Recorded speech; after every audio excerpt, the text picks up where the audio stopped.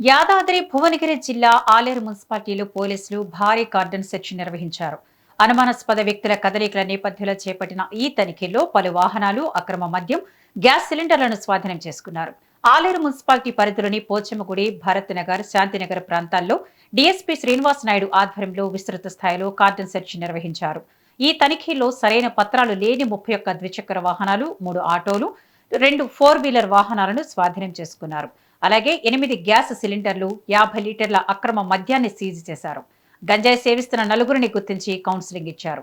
6 మంది ఇన్స్పెక్టర్లు, 15 మంది ఐఏఎస్లు, 130 మంది పోలీసు సిబ్బంది ఈ తనిఖీలో పాల్గొన్నారు. ఇతర రాష్ట్రాలకు చెందిన అనుమానాస్పద వ్యక్తుల సమాచారంతో ఈ కార్డన్ సెర్చ్ చేపట్టినట్లు పోలీసులు వెల్లడించారు. ఆలేరులో ఉన్నటువంటి భరత్ నగర్ కాలనీలో కార్డన్ సెర్చ్ నిర్వహించడం జరిగింది.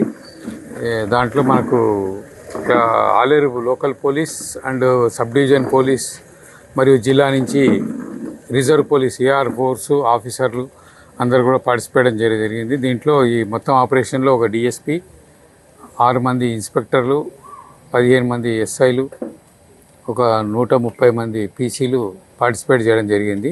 ఈరోజు ఈ యొక్క కాలనీకి చేయడం ముఖ్య ఉద్దేశం ఏంటంటే, ఈ ఏరియాలో చాలామంది నాన్ లోకల్స్, అనుమానాస్పద వ్యక్తులు ఉన్నారని చెప్పి లోకల్ నుంచి మాకు ఇన్ఫర్మేషన్ వచ్చింది.